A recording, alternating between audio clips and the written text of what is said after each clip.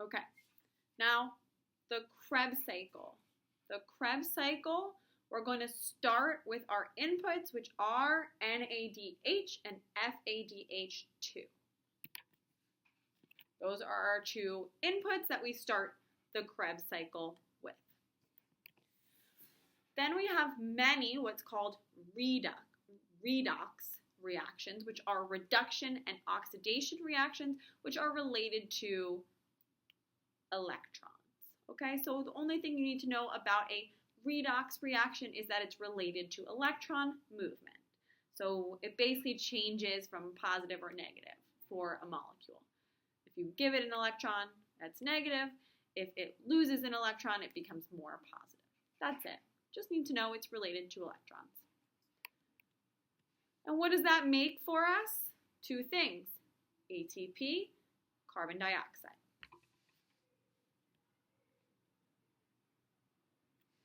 Now we move on to what I would consider the most important part, the electron transport chain. This is where we're getting most of our energy from. Most of our ATP is from the electron transport chain. So it involves what's called oxidative phosphorylation. And phosphorylation would be related to adding a phosphate. Okay?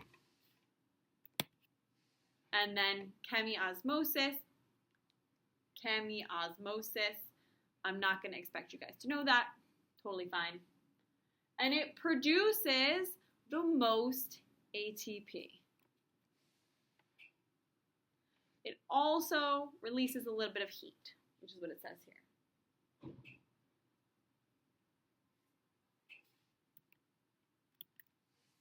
So what comes out is going to be ATP and water.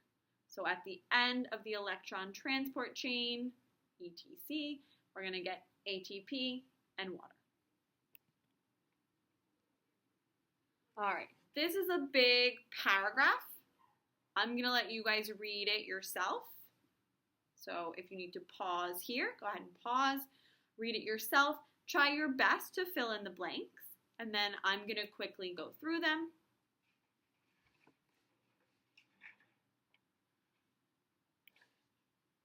NADH and FADH2 transport electrons to the electron transport chain.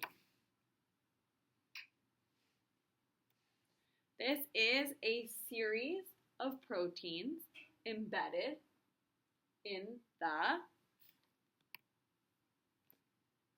inner mitochondria. The inner mitochondrial membrane.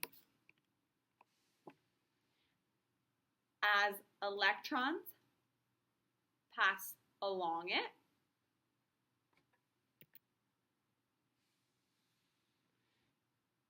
an electrochemical gradient, which means like a downward slope or an upward slope, a change in concentration of protons, not proteins, protons, hydrogen ions is established. So what happens is electrons are transported, and that changes the concentrations.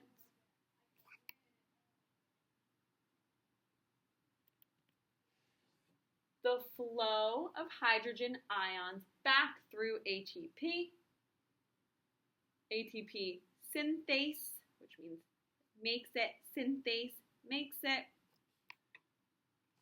by chemiosmosis, drives the formation of ATP from ADP. Remember, ATP, the T means what? Tri. ADP, the D means di. So ATP has 3 phosphates or phosphate groups, and ADP only has 2. So we need to be adding 1 phosphate to make ATP again, which is what we need.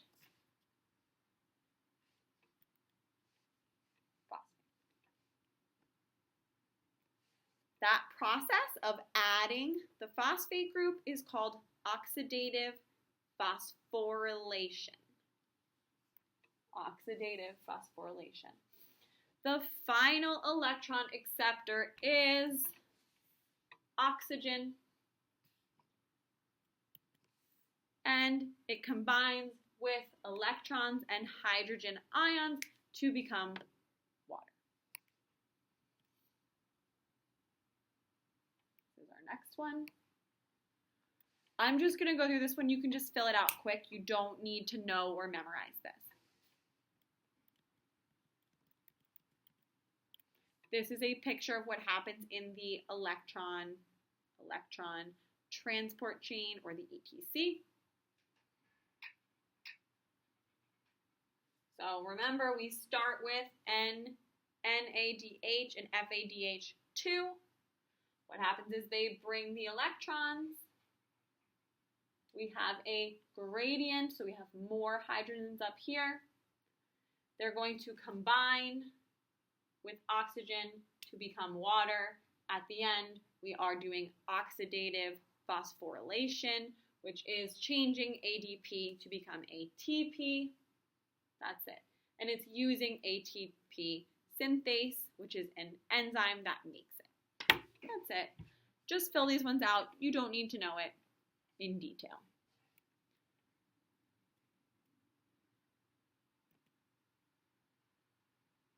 All right, this next part I want you to try to fill out. If you get stuck, that's okay. I'm going to tell you the answers at the end, but go ahead and pause, try to read through it, see if you can figure out what you would put in those blanks. I'm just going to read through it. Okay. ATP is like a full battery. It has stored energy created by its unstable bond between its second and its third phosphate. So we know we have ATP has 3 phosphates. Between the second and the third, it's bonded, it's not super stable. When the cell needs energy, it breaks the bond. The third phosphate group is released, kind of goes away. And the energy is also released.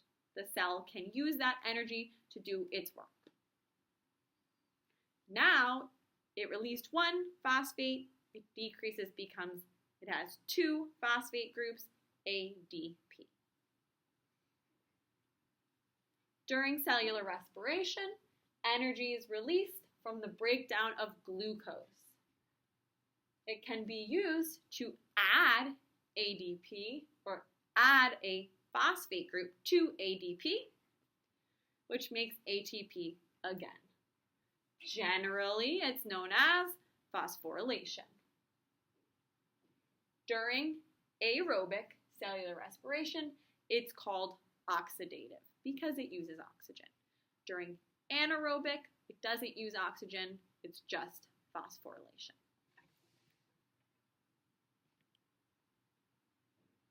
Okay, this is the process of phosphorylation.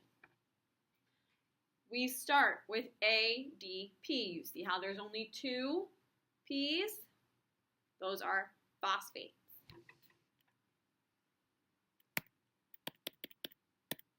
Oh, hold on. Okay, so we start with our ADP, or you could start it up here. Really, it doesn't matter because it's a cycle. So I have ADP, I have 2 phosphates. I add a phosphate group by using the energy from the breakdown of glucose. Then it becomes ATP.